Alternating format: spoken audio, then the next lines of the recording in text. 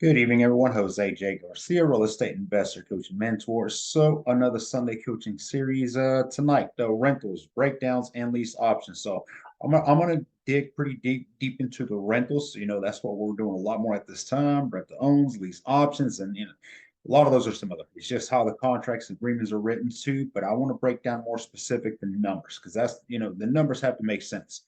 And then you have to decipher also which one makes more sense based on your situation, based on your money, your income, your passive, whatever it is that you need. So rentals are great long-term passive incomes, but it may be that you need something quicker, cash back quickly in return, so that you can keep on investing. So we're talking to a couple of those things there.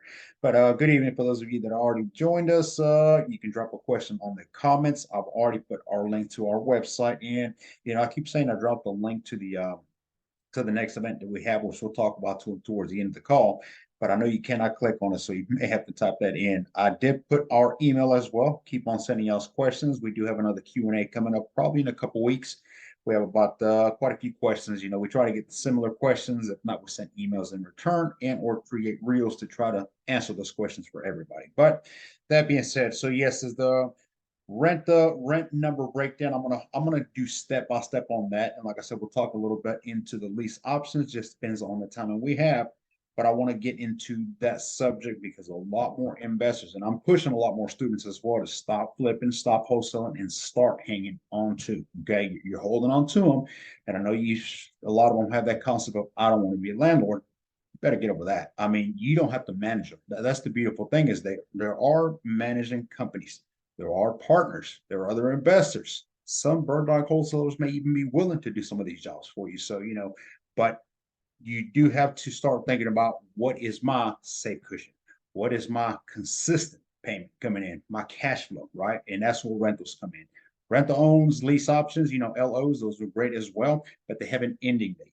So you got to think about that. If I put a mobile home up for sale and I say I'll offer financing, creative financing, I'll do a rent to own or a lease option. Yes, I get more money immediately up front, but there's also an immediate end date. That may be 2 years, 3 years, 4 or 5 years. We typically don't go over 5 years, but there's an end date. So you start losing, obviously, in a sense, the value of the home because it's being paid off, which is a good thing, good and bad. But as far as a rental, I can rent one out for 2, 3, 4, or 5 years or even longer.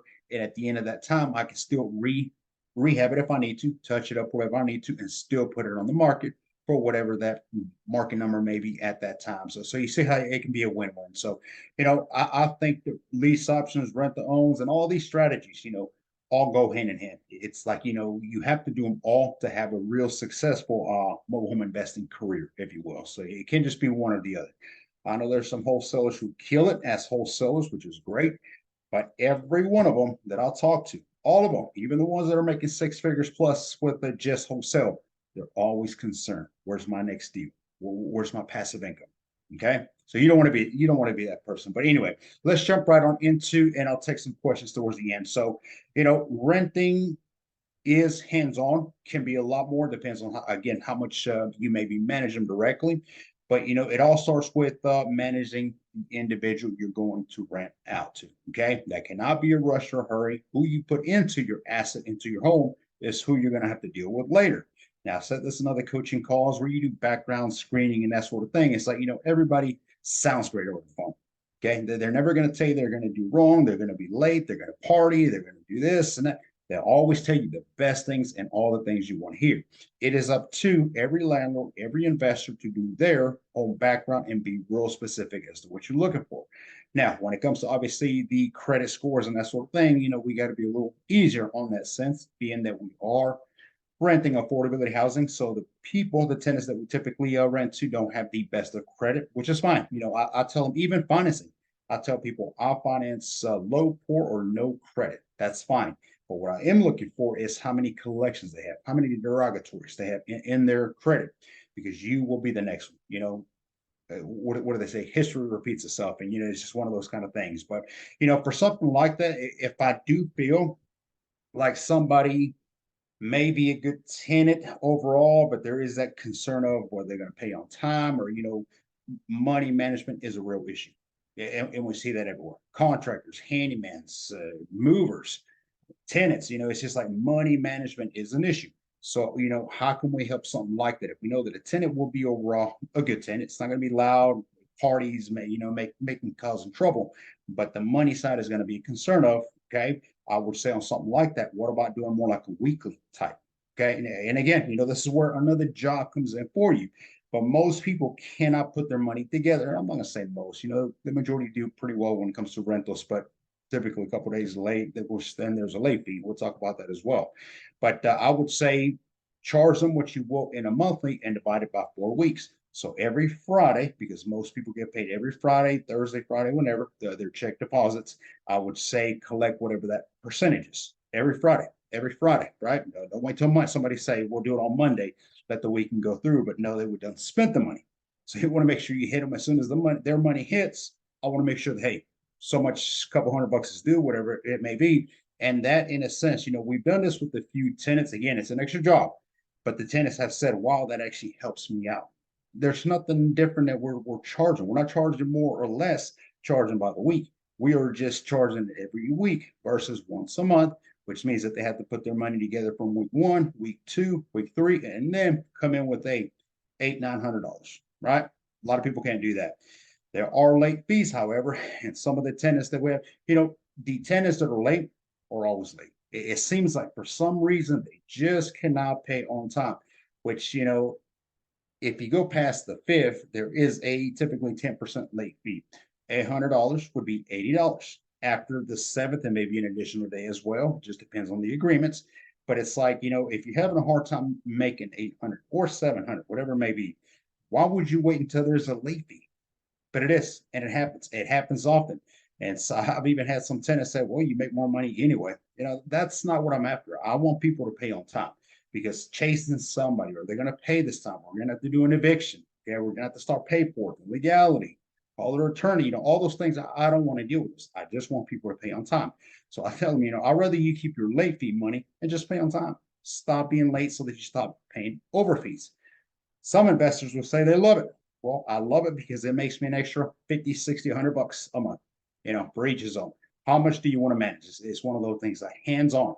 I do not mind being hands-on because I like to see my operation, but I don't want to be chasing people for money. So I'll end it with that. Well, as the week and monthly, it just depends on the individuals. If it helps them out, maybe do an automatic draft every week. There are systems out there that we can also help you with, but there's systems that can actually draft it every week and just make sure that they're paying it. Let your assets pay for themselves. That's another thing I quickly want to touch upon. And it's, we have a few mobile homes that already have tenants. I've thought about selling them. We do have a few that I wouldn't mind selling. And the reason behind it is just we're going to bring more inventory. So there's other options we're working on. Y'all, if you follow my channel, I'm working on campers, RVs, extended stays. So we are transitioning, just, playing with the market and seeing which provide the most ROIs. Either way, they're all positive cash flow. So that's the beautiful thing. But if you do buy a mobile home to rent it out, don't forget that, you may have a mortgage on it, or you may have maybe somebody financed the mobile home to you. Let the tenants pay for the asset. The asset can pay itself and then some. So it's not always about coming off forking up $20,000, $30,000. If there can be a chance for you to finance, the monthly cash flow will pay for itself. So it's a beautiful way to look at it as well. Okay. You have to have a minimum cash flow. I'll say this, you have to have a cash flow as, okay, what is my troubles? How much time is going to be involved from my end? If I have one mobile home only bringing me a couple $100, is that worth my time? That's up to you. I don't know your schedule, your family situation, but some people would say, if I don't make at least 400, I'm not going to do a rental. That's fine. You have to have a bottom dollar that you say, and that's what we're going to get into the breakdown. This is the least that I'm willing to take and still provide rentals, affordability housing. Okay. Same question keeps getting emailed to me. What is the security of me investing in mobile homes when it's personal property, when they depreciate, when all the naysaying things we hear? That's fine. When you think about a mobile home, for instance, in a community, in a mobile home park, trailer park, whatever you want to call it, you are thinking the value there is the cash flow, not the mobile home. The mobile home will be worth something if you decide to sell it, to flip it, to offer financing, etc. But during the rental process, the mobile home can be worth whatever people want it to be. There are out there people who appreciate these things and may say, hey, well, this one's only valued at 1,000, 3,000. It doesn't matter what rehab you've done. Based on the year, make, model, the value is this. I don't care. If a mobile home is bringing 700, 800, take away lot rent, and I'm bringing 400, 500 a month. What does it matter what some killer blue book out there saying is worth, right? So you have to look at it for the standpoint. It does. Mobile homes do not appreciate unless they're on land. But again, if they're inside of a community, understand it's the value of the cash flow coming in each and every month. That's what you're counting on. If they're on a piece of land or something more private, then the value obviously would be real estate, which at that point they do appreciate, and the list goes on. So have a bottom dollar on that. So I want to break those numbers down for y'all so you can kind of understand. I wish I had my whiteboard in the back. I could just be writing numbers. But here's an example of one of the latest rentals that we did. Okay. So it's $850 monthly. That's what the market allows us to charge based on the surroundings, the area. If you're wondering where you get comps, call other investors in the area. Ask them what is your 3-2 rented for, your 2-bedroom, 2-bath, single wide, double wide. You can call community park managers and ask them. They rent them as well. So try to get an idea because you do, and you can do renter meters. There's different sites. Zillow may have an idea on itself, but a lot of that is more so on houses. So, kind of keep that in mind as well. So you are offering affordability housing rentals. So 850 is the number. The lot rent in the specific area is 300, which did include water and trash. So that's a plus for the tenant in itself, the resident. So add these numbers. Let's see if I can type them in for you. Zoom on the background. I am playing with Instagram, so if you see me typing, that's what I'm doing. 850 monthly, because I want this to make sense. All right, this may take too long. All right, so 850 is what they go. Lot rent is 300. So you would subtract that. Easy numbers, easy way to put this down, which includes trash and water. Those are pluses. When you start renting things out, the more you include, the better. The tenant, the resident knows, oh, I don't have to pay water. Oh, I don't have to pay trash. Well, good thing. You just pay the power and you're good to go, right? Your AT&T, your Wi-Fi, whatever you want to have. Okay. So, all right. So you think about the top dollar, which is 850 rental rate in the area. That's what we're going to charge. Then you think about 300, what's the lot rent, and then there's insurance. Don't forget, these are all the numbers that I do because I cover all the above. You have insurance, which insurance for a mobile home is also based on the year, make, model. The location can make a difference. If you're down by the beach, you obviously have to have a stronger insurance, which means there's more money you have to pay. If you're down in Georgia area where we're at, it's a lot less. In this specific home, it's 105 a year, which means that we divide that by 12 months. So that's $8.75. People ask me, is it worth putting insurance? I don't know. You tell me. It's $8.75 a month overall in a year's time for this specific home is 105. That same specific mobile home is insured for $25,000. Is it worth it? I think so. $8.75. I hope all of y'all can do that. Utilities is going to be zero because again, that's covered by either the tenant, the resident. Utilities, this is making me want to go all Zoom again. Typing on here. This is not as simple as I thought. Zero for utilities. Water and trash is covered by the community, and then the tenant would have to pay for their power. Anything outside of that, that's their doings. DirecTV or whatever's out there, that's on them. So you have that. Then every month, we don't repair or maintenance every mobile home every month. Well, we don't. And part of that is because we do such a good rehab when we start on these. We know that things break. I always say houses break, mobile homes break just a little bit more. You will have a sink that doesn't work, a toilet that leaks, or this messed up, or the roof started leaking. That's life. That's going to happen. The way I've always said is do a percentage of. Now, some months you're not going to use it, but some months you will. It'll kind of average up, and we don't do as much maintenance as most people will think.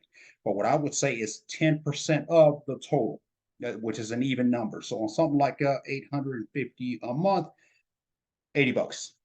So you put away for maintenance, $80. Again, this is not money that you're going to use each and every time, but maintenance and repairs. Most of the communities that we have, we do have local contractors. Some of these communities they even live in the community, so it makes it easier for us to say, hey John or Sam, or go check out 1B and see what's going on with that one. So okay, Keeping up with those numbers, $80. Okay. And again, that's repairs maintenance only if it is used. So when you add all those numbers, you are up to 400 in, if I did my math correctly, $403.33 overhead. There you go. 850 minus $403 equals, okay. I'm going to talk a couple other numbers in a minute. 396 and 67 cents net. Net is what you actually get to take home. It's not the gross minus taxes, etc. All that. No, this is what you got to take. You know, I apologize. So what did I put on there? 875. So I'm missing a number. 875 was not the that was the taxes. My apologies. 875 was the taxes. I wrote these numbers. So 875, it's gonna equal the same thing anyway. 875 the taxes, and the insurance was 175 a year, which is actually $14.58. Again, it equals the same numbers anyway. So, but I want you to have all these specifics. All right. Insurance. There we go. All right. So I will try not to type on this again. This is difficult. This reminds me of old phones. You had to do one digit at a time. My goodness. Anyway, y'all get the point. It's a breakdown. Let's go through them real quick. 850 gross is what you're bringing in, minus $14.58 of insurance. It's 175 divided by 12 months. Okay.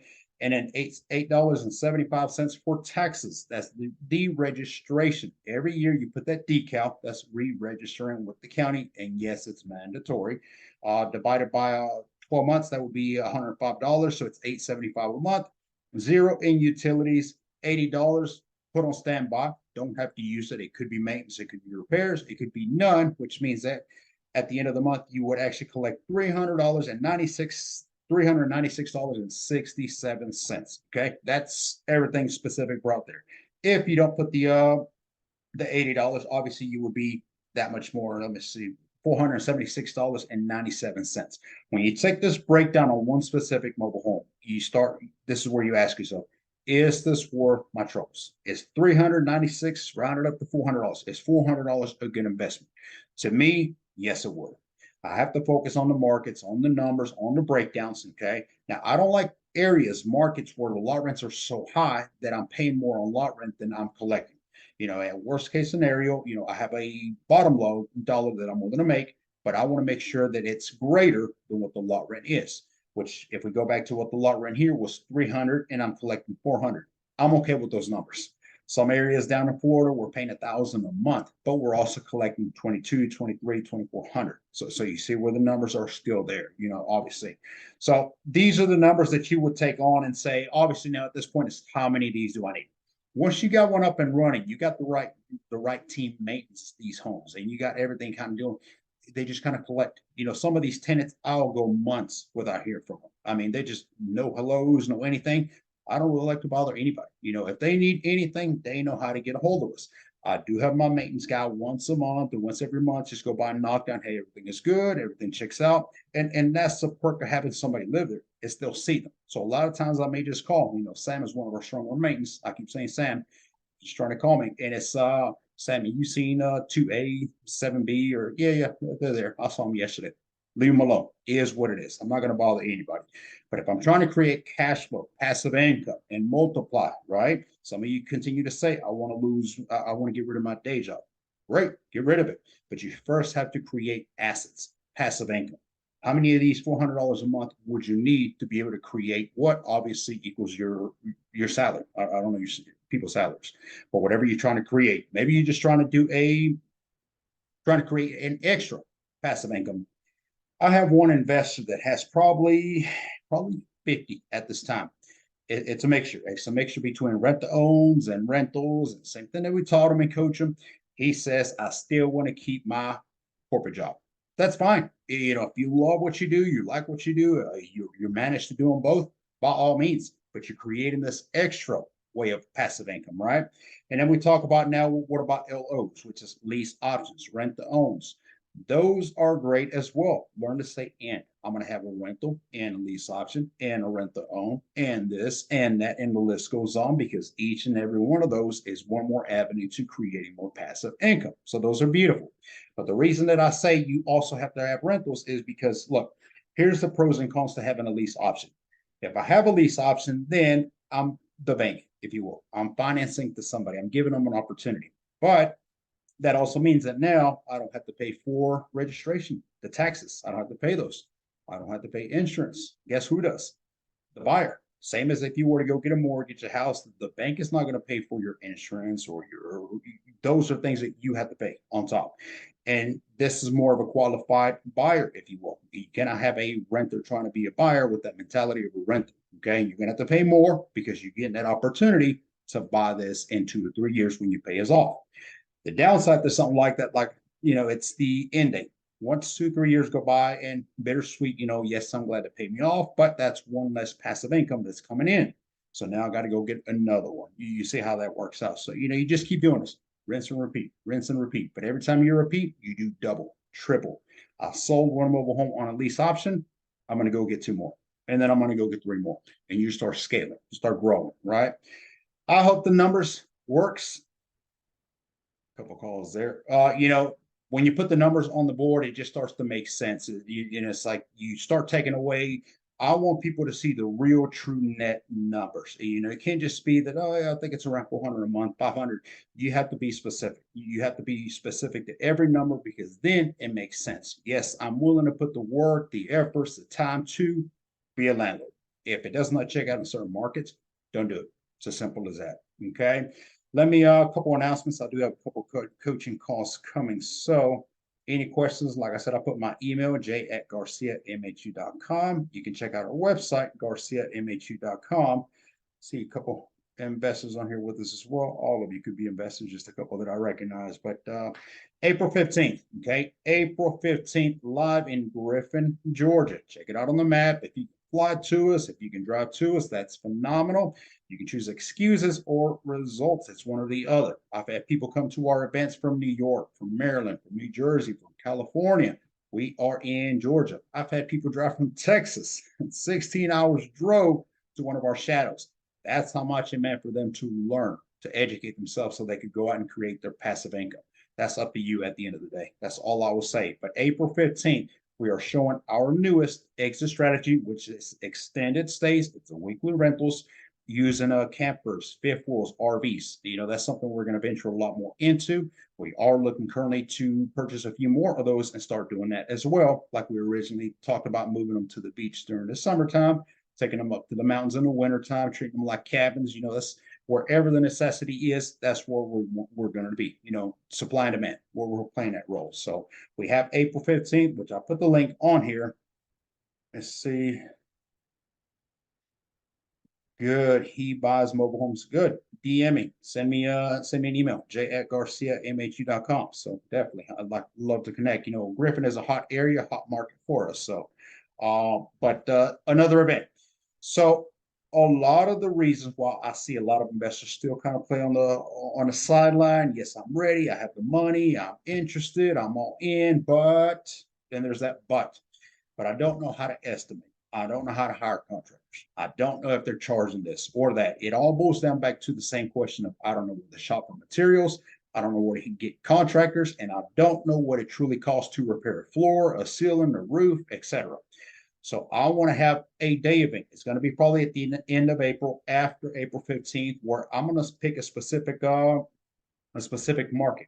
It's going to be in Georgia most likely, but it's going to be in an area where we have multiple mobile homes. And it's not going to be like the shadow, but something similar to. I want us to go out there with a contractor by our side, and I want to walk inside of mobile homes. It is going to be specific on material, labor, expenses, numbers, because I want to add up and I want to show y'all specifically this is how I would rehab a mobile home. Some of you artists, you want to rehab it nicer, whatever you want to do, that's up to you. That's, whatever your numbers work out. I hope they work out. That's fine. But we're going to go out there and see what's the need of. Because one thing to remember is that, you can rehab mobile homes all day long, but a lot of you are over rehabbing. What do I mean by that? I'm not saying don't do a nice project or a nice product on it, But what I am saying is that a lot of the rehabs that you're doing, a lot of the repairs are not necessary. You forget that this is a business at the end of the day, and we work off comparables, meaning whatever the mobile home beside it, behind it, in front of it, etc. Okay, my home has to come to those. If those mobile homes in that area are selling for 20 to 25,000, you are fooling yourself thinking I'm going to rehab so nice and sell it for 50,000. It's not going to happen. The market is not going to allow for it. You may get a little bit more, but not worth your time and student efforts and obviously the rehab. So at this specific in this 1 day event is I want to take just a small group of people. It's not listed anywhere yet. You're hearing it here first. We'll talk about this more throughout the month. It's going to be after April 15th, but it's a small group where we're going to go inside mobile homes and break them into detail specifics. We're going to pull carpets up. We're going to maybe take a couple walls, and I want to show you this is what it looks like behind the scenes. When you think about doing a rehab and an estimate, you have certain allocated numbers, but you always should have that little cushion. I'm going to go ahead and put an extra 1,000 aside just in case something happens. Those surprises will come. Contractor took the walls and oh, there's mold back here. Pull the carpet and hey, those whole floors got to go. Those surprises means more expenses. So you have to know how to allocate those numbers specifically. But we'll put the date on that. If anybody's interested in that pre-hand, send us an email, send us a DM, and I'll definitely connect with you, give you more specifics. But that's looking towards the end of April when we're going to do that. So I'm going to read a couple of these comments real quick and then jump into another call. So Aaron, good evening. Yes, sir. I will check. Weekends typically we don't check as much as our devices, so we'll definitely jump on that. But yeah, let's definitely connect on that. Griffin is a hot market. We have a lot of inventory in those areas at this time. All surroundings, Griffin, Thomaston, Barnesville, Milner, all those areas. So they're local too. Definitely, we can find you some inventory in that. But all right, for those of you that joined us a little bit late, don't forget these calls do get recorded. It'll go on our YouTube first thing in the morning. You'll see it up there so you can watch the replay as well. But that's going to do it for this evening on rentals and lease options, breaking the numbers specific. Remember, if the numbers don't check out, don't invest. Simple as that. Stay away from it. Do not try to make a deal where it is not a deal. All right. Thank you, Instagram, for joining me. I will see you again Tuesday at 7 p.m.